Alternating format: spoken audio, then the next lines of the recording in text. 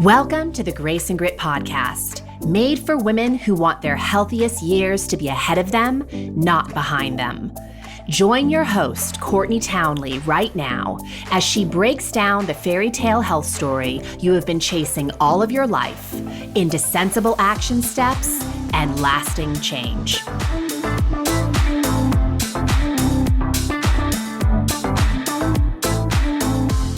Hello, my friends, and welcome to the Grace and Grit podcast. This is your host, Courtney Townley.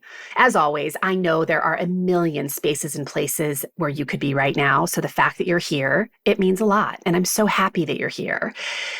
In case you have not been listening to the Grace and Grit podcast for a while, or maybe you're listening to it for the first time, I want to let you know that the Grace and Grit podcast is going on a short break for the summer of 2023 from producing new episodes. Now, that doesn't mean there won't be a weekly episode waiting for you here. What we are doing to support you through the summer is we are doing a summer remix series, which means we are taking some of our most popular themes and some of our most highly listened to episodes from the past and redropping them.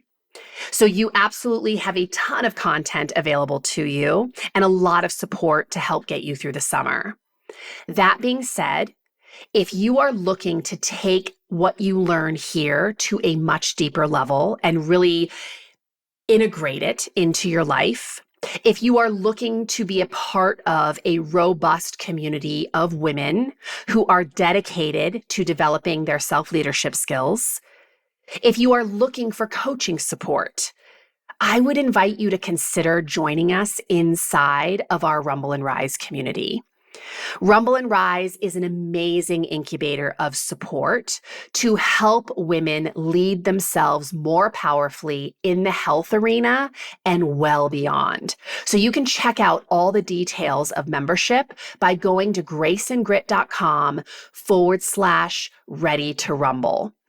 Membership is only open for a few days at the end of every month, but it is an option for you if you are looking to take a deeper dive this summer. Otherwise, come back here each week and check out our summer remix series, which this episode today is absolutely a part of. I hope you enjoy it. Today, I want to talk about what I call the renovation years. Now, the renovation years, in my opinion, are the years spanning between 40 and 60. And I have to tell you, I have a very soft spot in my heart for this age group. I have a soft spot in my heart for all women of all ages. But there's two reasons I think I have sort of a special connection to this group. Number one, I'm in it. I'll be 43 in February. So I am definitely in the thick of the renovation years. And I also have had the amazing honor of working with this population most of my career. So even when I was a young trainer in my 20s, I was attracting a clientele in this age group between 40 and 60. And even today, I would say the bulk of my clientele, about 70% of my clients, are in this age group.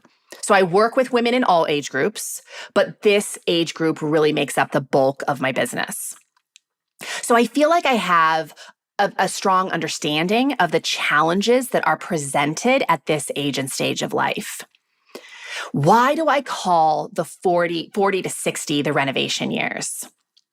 Well, like I spoke about last week, I spoke to this last week, many of us spend our 20s and 30s building a life, building our identity, creating success, accumulating responsibilities. Most women that I've worked with have built, amazing careers and homes and relationships and family units and really leaned into their passions and pursuits in those years. And many women have sacrificed their health in order to accomplish those things. And they didn't do it intentionally, right? It was just a little bit of sacrificing themselves, year after year, to the point that they arrive in that midlife, that 40 to 60 age range, and they kind of look around and marvel at the amazingness of their life. There's a lot of incredible parts they are so grateful for and they're so proud of. And they also start to identify some parts that are depleting them, or really just not as fulfilling as they thought they'd be, or they're just not fitting anymore in the way that they once did. And so I believe that those years of, between 40 and 60, and of course that's a rough estimate, right? It might be in your late 30s, it might be a little bit further into your 60s, but we really get the opportunity to start renovating. And I see many women recognizing this, but then struggling to give themselves permission to actually do the renovation. So I want to speak to that a little bit today. As we enter our 40s, we definitely start crossing that threshold into perimenopause. For some people, it starts younger. For some people, it's going to start a little bit later. But in perimenopause, essentially what happens is our body becomes more sensitive to cortisol, the stress hormone. And what's interesting is we tell ourselves that our body's betraying us. Our body's not betraying us.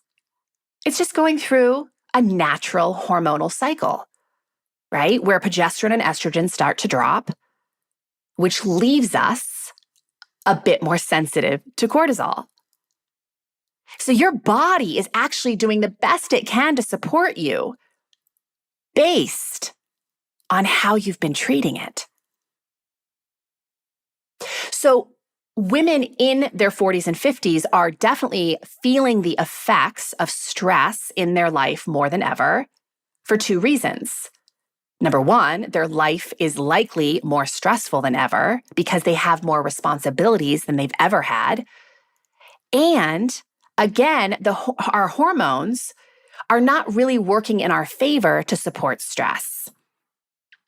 So we experience things like the weight gain, the exhaustion, the lack of focus. And many women will tell themselves they just need to eat less and exercise more to remedy that.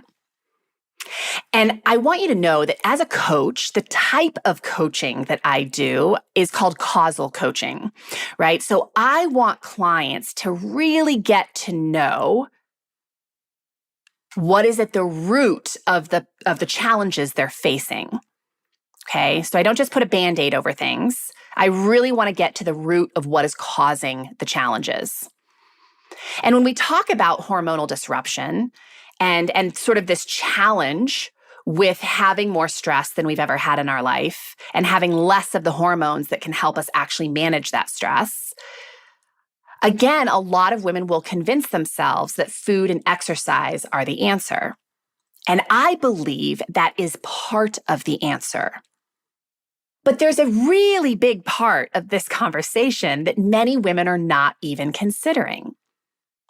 What I have discovered is more commonly at the root of a woman's physical dis-ease at this age and stage of life, between 40 and 60, are these things: her lack of self-respect, her lack of taking time to honor the needs of her mind, body, and soul, her lack of boundaries, her lack of knowing herself, or really knowing the habits that she has made out of compromising her own needs.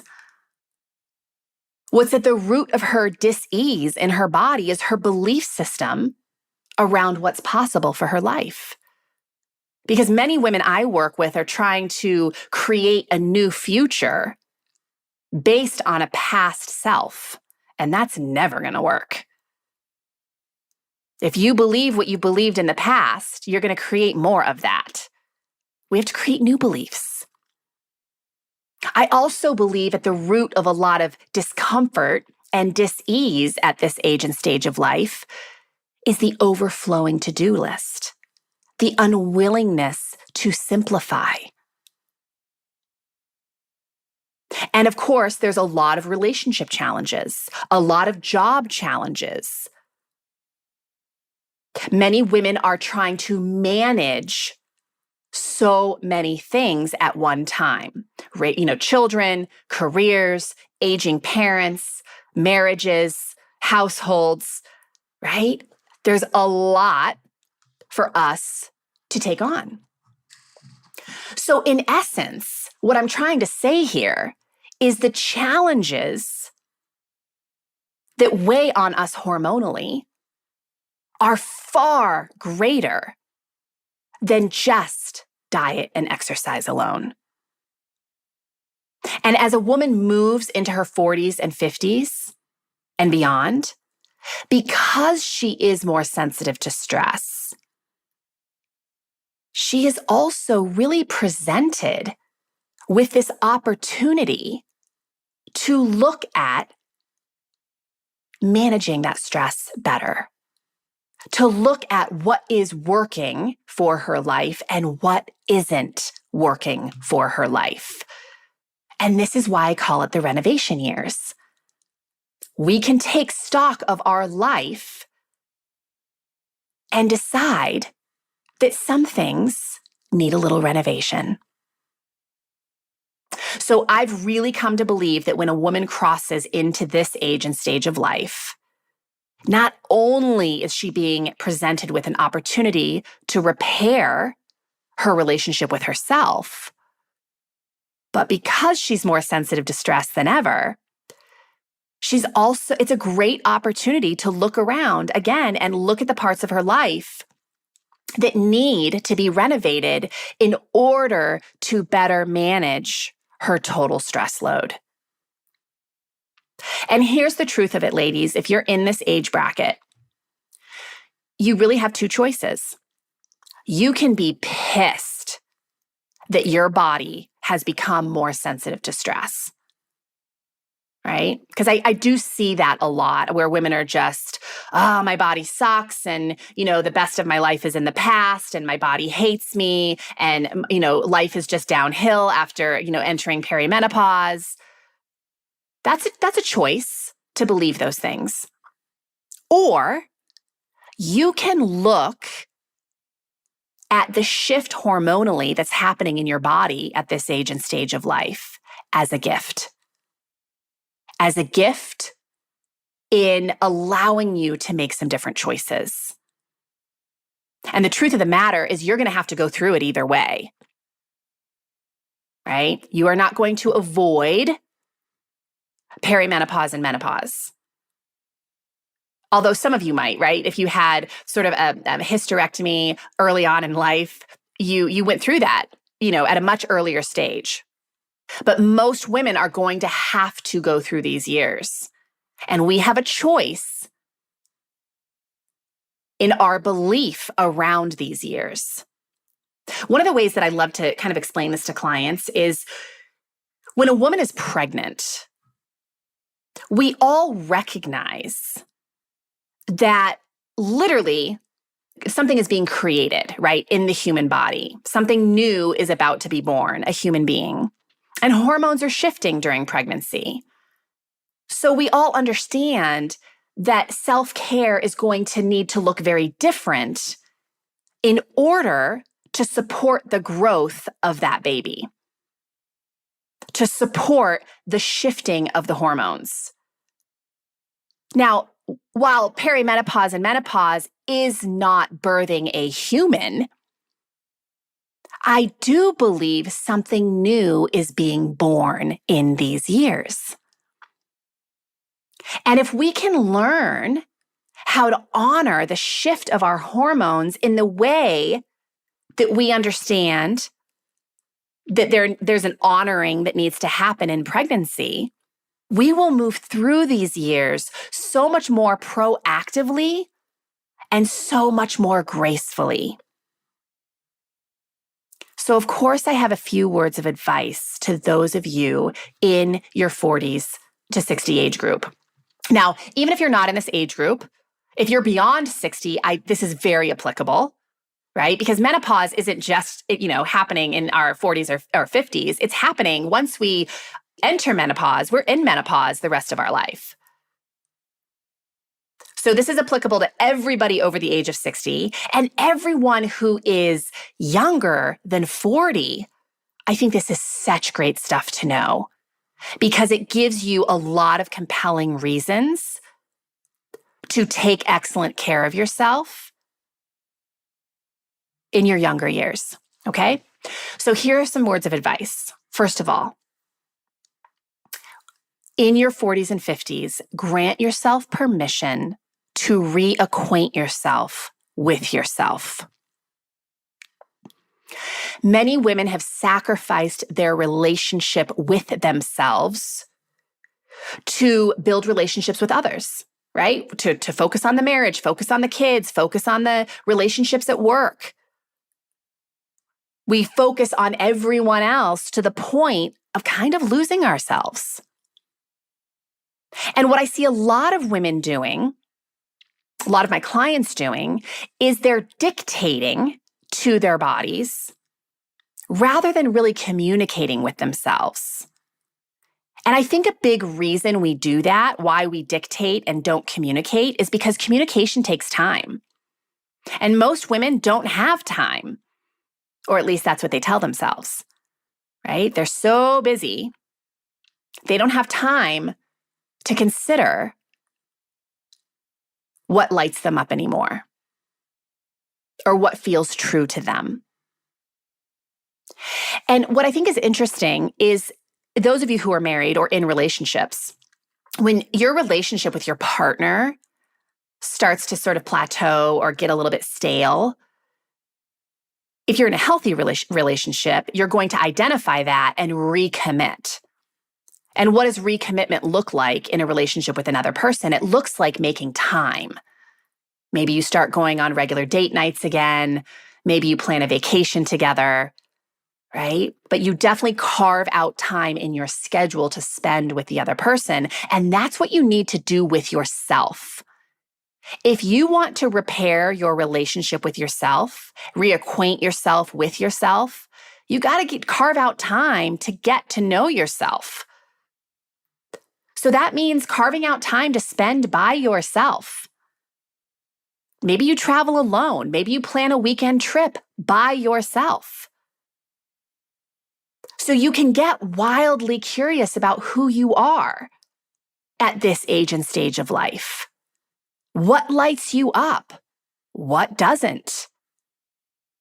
And when you know that, I always say this, but I'm going to say it until the day I die. When you know yourself better, you can lead yourself better.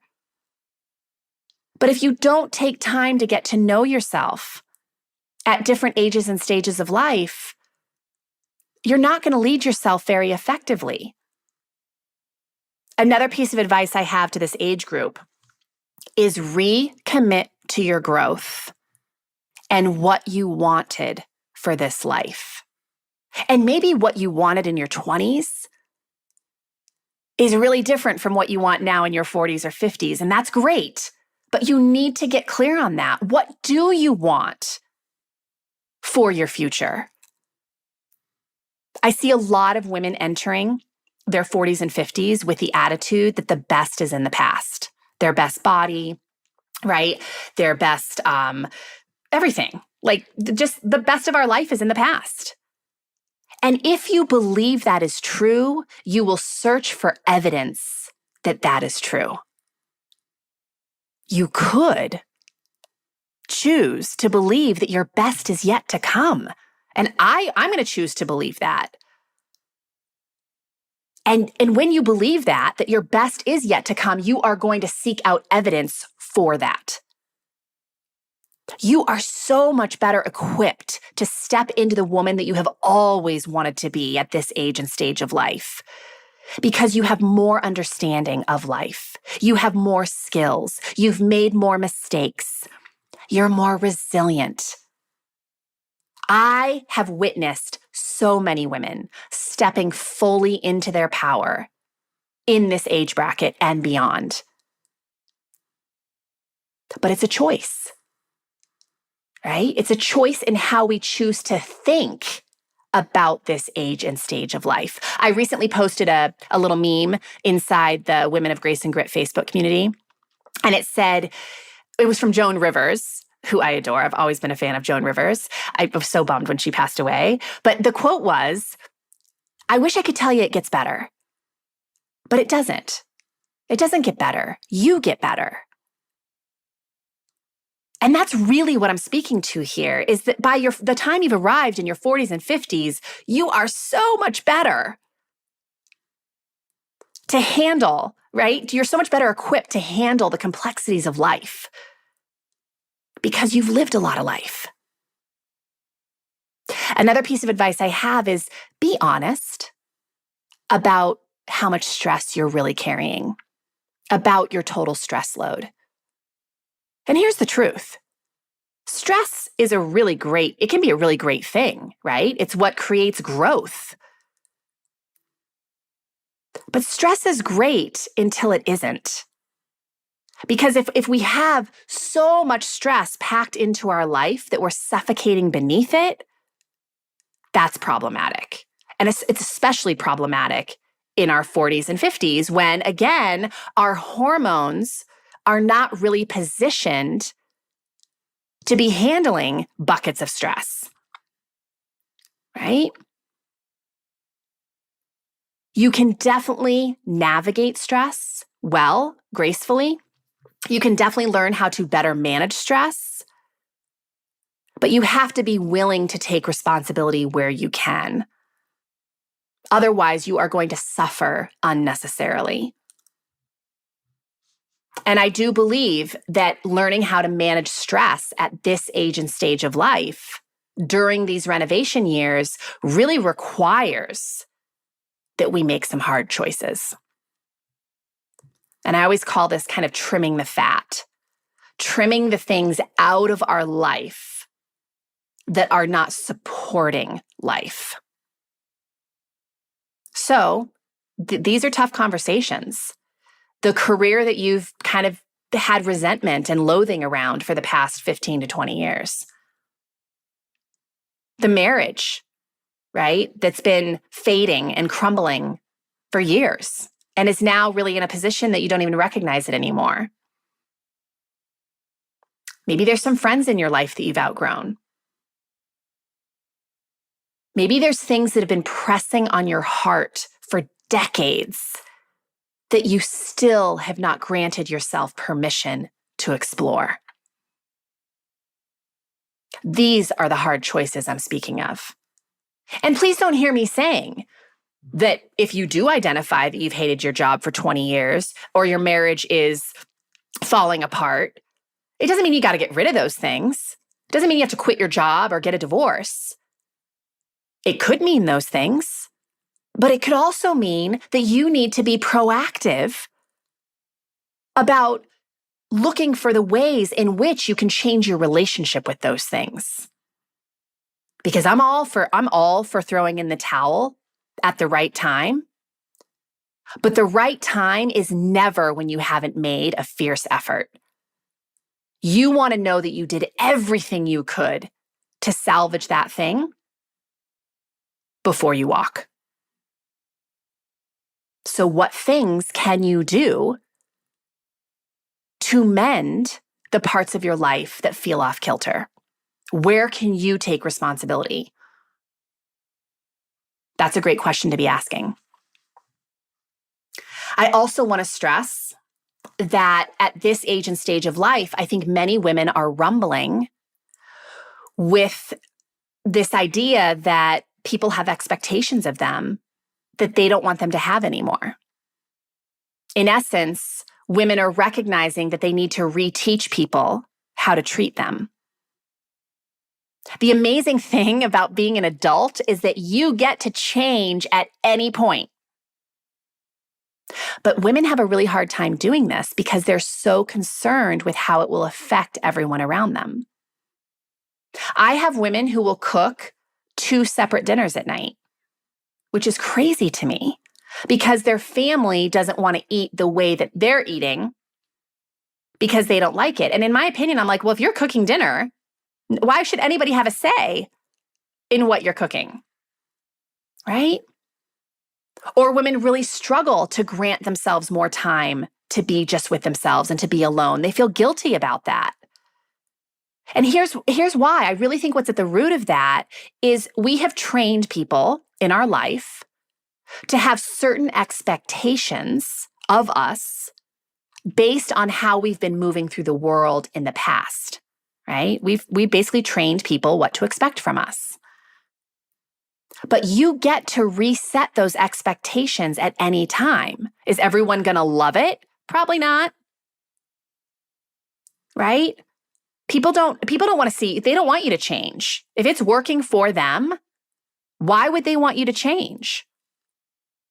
But what a lot of people don't understand is that if they grant you the grace of evolving and changing, it actually ends up benefiting them because you're happier. You're more of a whole person. You're more at peace. You're more joyful. So there is a rough patch with a lot of these transitions, right? In retraining people what to expect of us. But it's so worth it. I also just want to say I won't spend a lot of time on this because I did a whole episode just a few weeks ago on unconditional love. If you have not visited that episode, I strongly encourage you to. But learn how to love yourself hard, right? I mentioned that I call the 40s to 60s the renovation years because we look around and again, marvel at the great parts of our life. And we also identify some parts of our life that just aren't working. And if you choose to look at the parts that aren't working and use that as an opportunity to beat yourself up and kind of bully yourself and tell yourself that, you're never going to succeed and you're a horrible person for letting this happen, that is not helpful. That is not how you step into your most fulfilling life. People grow when they're loved well. True story. And you know that about your kids. You know that about your other relationships in your life. That's also true of your relationship with yourself. When you love yourself well, when you love yourself without the conditions, without the agenda, you help yourself to heal and move past and rebuild. So again, if you're someone listening to this that has a really hard time loving yourself, I get it. It can start with self-respect. I always say that's the gateway to self-love, but do yourself a favor and listen to that unconditional love episode. I wish I could tell you off the top of my head what episode it is, but I can't remember. So you can go to the website and just go to podcasts at the top of the page and you'll find it. It was just a few episodes ago. So your best years, ladies, can truly be ahead of you, not behind you, right? I say that all the time in all of my marketing. That's kind of our tagline. But they can't be ahead of you if you don't know what needs to be changed, right? Even if you build the house of your dreams, even if you buy a car that you've always, wanted, like your dream car, after several years, those things need maintenance, right? They need their house needs a new roof. Maybe the car needs a new paint job. But that's just a part of taking care of things that we appreciate. Why not you, right? Why not allow yourself some maintenance, some renovation, so you can live out the rest of your years, making them your best years? And I do want you to hear this. You know what needs to change to improve your health. And I'm pretty sure you know it's not just food and exercise that's going to remedy that. But it's way easier to just hyper-focus on food and exercise, right? Than really look at the root of what's causing a lot of your challenges. And I'm not saying don't focus on food and exercise. I think it's a great starting place for a lot of people. And here's why. It's really difficult to tackle the challenges in other areas of your life if you're chemically disrupted, right? So if you're not getting sleep and you're eating really crappy foods and, you're not moving your body at all, you're not really in the best position to make difficult decisions, because you're going to make difficult decisions out of reactivity, which is never good. So I do believe that improving diet, improving exercise, improving your sleep cycle, all of those things can be a really awesome starting place, but recognize it's a starting place. It doesn't mean that you don't need to address the bigger issues in your life that are really depleting you. And as you grant yourself permission to renovate, as you remove things that are depleting you, and you add more of the things that light you up, as you develop more willingness to stand in your truth, right? And be okay with letting everything fall away that doesn't support that truth, you will build a level of confidence that you have never experienced before. Because self-confidence isn't about knowing that you can do something easily. Self-confidence comes from knowing it's going to be hard, knowing it's going to be uncomfortable, and leaning into those things on your heart anyway, and proving to yourself on the other side that you absolutely can, that you're absolutely worthy, that when challenges and obstacles show up, you can absolutely navigate them. That's where self-confidence comes from.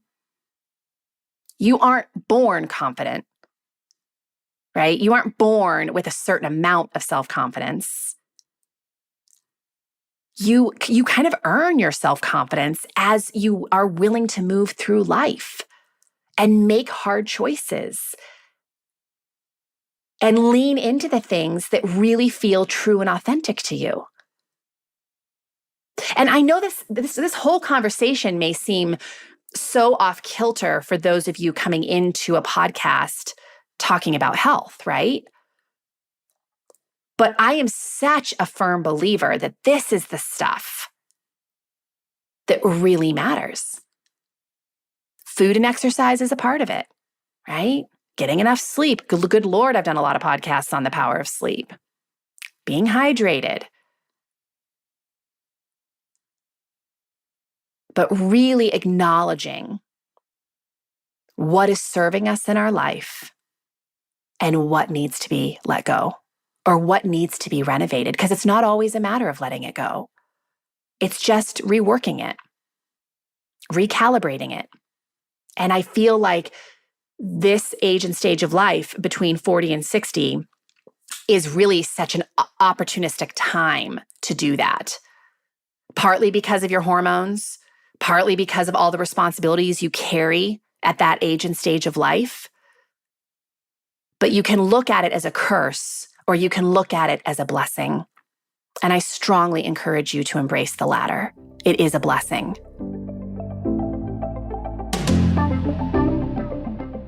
Thank you so much for listening to today's episode of the Grace and Grit podcast. I hope there was something in here that allows you to travel forward with a little bit more ease and grace. And again, if you're looking for a higher level of support, I would really encourage you to check out our Rumble and Rise membership community. Once again, you can check out that community and all that it entails by heading on over to graceandgrit.com/ready to rumble. Have a wonderful week, and I hope I'll see you again next time. Take care.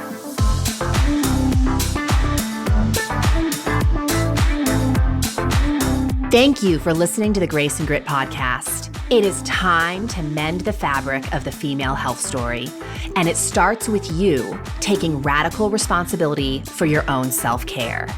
You are worth the effort, and with a little grace and grit, anything is possible.